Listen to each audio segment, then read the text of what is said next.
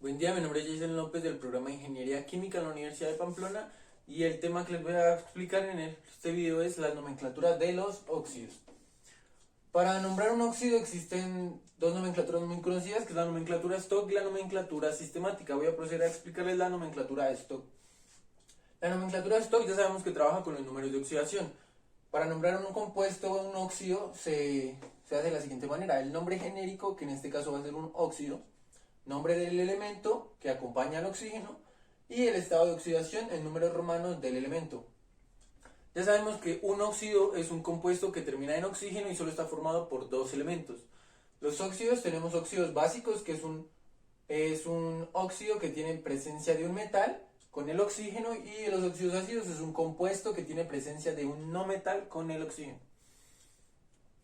Primero que todo, para empezar a nombrar un compuesto o una molécula, primero tenemos que asignarle los números de oxidación. Ya sabemos que el oxígeno trabaja con -2. Y entonces vamos a establecer el número de oxidación que acompaña el sodio. El sodio siempre va a trabajar con +1. Se lo ponemos, +1. Y nos damos cuenta que aquí ya la suma de cargas van a dar 0. -2 del oxígeno y 2 del sodio nos dan 0. Listo, una vez ya sabiendo el número de oxidación correspondiente al elemento, procedemos a nombrar nuestro compuesto. El nombre de este compuesto del Na2 será el nombre genérico, que será óxido, más el nombre del elemento, que será sodio, óxido de sodio,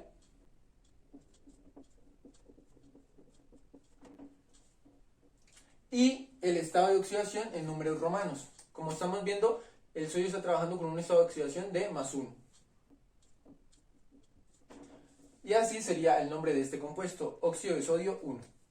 Nuestro siguiente compuesto lo procedemos a hacer el oxígeno, siempre va a trabajar con -2. Y asignamos el estado de oxidación del hierro. 3 por -2 es -6. Entonces, para que esta suma de cargas nos den 0, tendremos que el hierro está trabajando con +3. Ya las cargas darán 0 y nos damos cuenta que el hierro está trabajando con una carga de +3. Entonces vamos a proceder a nombrar este compuesto. Nombre genérico del compuesto, entonces sería óxido. Nombre del elemento, óxido de hierro, más el estado de oxidación con el que está trabajando el hierro. El estado de oxidación que está trabajando es +3. Entonces ponemos 3 en número romano. Listo. Entonces este compuesto F2O3 se va a llamar óxido de hierro 3. Bueno, como nos damos cuenta, este es un metal y el oxígeno, así que es un óxido básico. Otro metal y oxígeno, óxido básico. En este caso, vamos a ver que va a ser un óxido ácido porque está en presencia de un no metal y el oxígeno. Vamos a proceder a establecer los estados de oxidación. El oxígeno siempre trabaja con -2. Y el cloro, para que la suma de cargas nos den 0, va a estar trabajando con +5.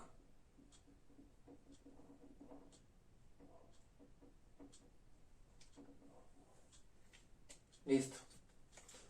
Vamos a proceder a escribir el nombre de este compuesto. Entonces va a ser óxido de cloro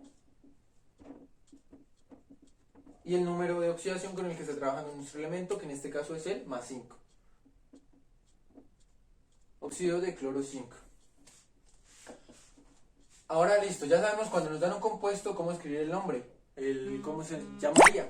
Pero entonces ahora lo que vamos a hacer es, a partir del nombre, llegar al compuesto. Si es un óxido, ya sabemos que en su estructura va a tener un oxígeno. Y el plomo, entonces, ¿cómo hacemos en este caso? El elemento se va a escribir de primeras y el oxígeno procediente. El plomo, entonces el símbolo del plomo es Pb. Y el oxígeno. Como ya sabemos, el oxígeno siempre va a trabajar con -2, entonces le agregamos la carga de -2. El estado de oxidación de -2. Y el plomo nos están diciendo con este paréntesis que está trabajando con un estado de oxidación de T4. Entonces se lo ponemos 4. Pero ¿qué pasa aquí? Aquí hay menos 2 y aquí hay 4. Nuestras cargas no están en 0. O sea, nuestra suma de cargas nos dan 0. Por consiguiente, entonces tenemos que hacer que la suma de estas cargas nos den 0. ¿Cómo lo hacemos? Muy fácil, agregándole un 2 al oxígeno. Menos 2 por 2 es menos 4 y más 4 del plomo da 0. Entonces, esta sería la estructura de nuestro óxido de plomo 4. Aquí tenemos otro ejemplo, óxido de mercurio 1. Como ya sabemos, en su estructura tiene que haber un oxígeno, pero primero escribimos nuestro elemento. El mercurio es Hg y el oxígeno. El oxígeno trabaja con menos 2 y aquí nos están diciendo que el mercurio está trabajando con carga de +1, con un número de oxidación de +1. En el mismo caso de acá, entonces nuestras sumas de cargas nos están dando 0, entonces lo que hacemos es muy fácil, agregarle un 2 acá para que 2 por 1, 2 y 2 menos 2 del oxígeno nos den 0. Entonces este sería óxido de mercurio 1. Aquí tenemos otros 5 ejemplos con los que ustedes pueden practicar y espero pues les haya servido esta explicación. Bueno, ahora voy a proceder a explicar la nomenclatura sistemática. Como ya sabemos, la nomenclatura sistemática utiliza prefijos para nombrar los números de átomos, la cantidad de átomos que haya del compuesto. ¿Cómo se nombran los óxidos con las nomenclaturas sistemáticas? Primero se coloca el prefijo, o sea, la cantidad de haya más óxido, o sea, la cantidad de óxidos que hayan, más la palabra de, más la cantidad de, o sea, se utiliza el prefijo, más la cantidad de elemento que haya. Me explico. Tenemos Na2O. Entonces primero va un prefijo y la palabra óxido. Entonces prefijo es la cantidad de átomos que va a haber de oxígeno. Como solo hay un oxígeno, se va a utilizar el prefijo mono. Más la palabra óxido, o sea, monóxido. La palabra de. Y luego procedente el prefijo más el elemento. El prefijo es la cantidad de átomos que hay de ese elemento. Como nos damos cuenta, el sodio tiene 2 átomos de sodio. Entonces el prefijo para el 2 es di. Sodio. Na2O, monóxido de disodio.